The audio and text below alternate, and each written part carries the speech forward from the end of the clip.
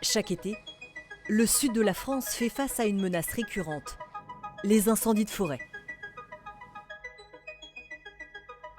Dans le département du Gard, où 50% du territoire est recouvert de forêt, la vigilance et la prévention sont essentielles pour protéger nos forêts, nos habitations et nos vies. Mais que devons-nous faire et comment pouvons-nous contribuer à cette lutte ? 9 feux sur 10 sont d'origine humaine.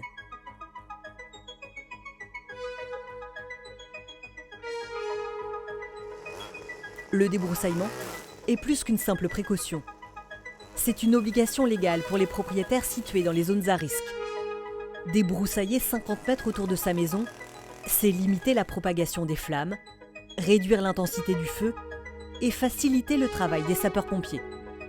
Ne pas respecter ces obligations, c'est non seulement s'exposer à des sanctions, mais aussi mettre en danger la population, ainsi que les secours. Sur les feux de Bordezac et d'Aubais, 90% des maisons débroussaillées correctement ont été protégées.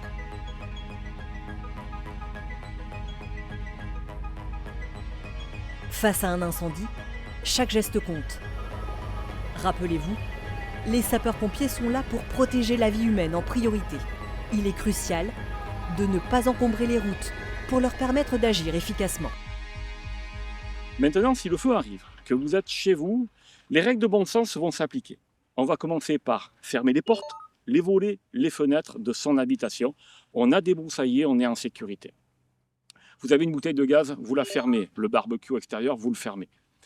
On laisse le portail ouvert de telle manière à ce que les secours puissent arriver facilement pour pouvoir défendre la maison dans laquelle vous êtes en ce moment. Si vous avez un véhicule, vous pouvez très bien le garer sur une des façades, donc en bord de façade de maison, opposé d'où vient le feu chez vous. Se tenir informé en écoutant la radio, en regardant les réseaux sociaux officiels, la préfecture, la mairie ou les services publics qui vont pouvoir vous donner des informations sur le feu et le sinistre. On reste chez soi. On écoute les consignes des autorités, que ce soit de vos élus ou que ce soit de la police, la gendarmerie ou les sapeurs-pompiers. Quoi qu'il arrive, une maison bien débroussaillée, on est en sécurité.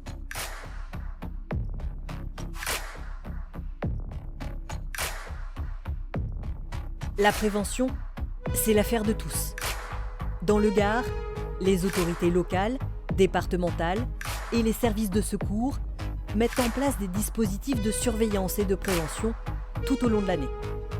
Fermeture des massifs pour éviter l'éclosion d'un feu et faciliter les actions de lutte des secours, patrouilles, campagnes de sensibilisation, moyens terrestres et aériens permettent d'anticiper les risques et de réagir rapidement. L'été et durant les périodes à risque, donc les sapeurs-pompiers mobilisent beaucoup de moyens pour lutter contre les incendies.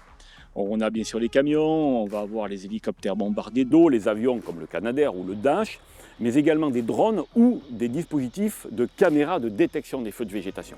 Mais pas que les sapeurs-pompiers. En fait, plusieurs services contribuent à la lutte contre les feux de végétation et en coordination tous ensemble entre les services de l'ONF, les services de la police gendarmerie, les services de la DDTM, le conseil départemental ou l'Office français de la biodiversité, en collaboration avec les pompiers, tous ensemble, on est là pour faire de la pédagogie, de la sensibilisation de la population qui habite toute l'année ou de la population touristique qui vient visiter notre région. Et tous ces moyens sont mis en œuvre pour faire de la sécurité et la protection des habitations qui sont bien entendu débroussaillées pour qu'on puisse intervenir tous en sécurité. Lorsque le feu éclate, les sapeurs-pompiers sont en première ligne. Leur travail est dangereux, intense et nécessite une coordination sans faille. Pour les soutenir, il est essentiel de respecter les consignes de sécurité et de ne pas les mettre en danger inutilement. Débroussailler, c'est avant tout une question de bon sens. On débroussaille pour pouvoir diminuer l'intensité d'un feu autour de chez soi. Mais en même temps, l'objectif, c'est de ne pas stocker autour de la maison proche du combustible comme un tas de bois ou des liquides inflammables ou des matériaux inflammables à proximité des façades.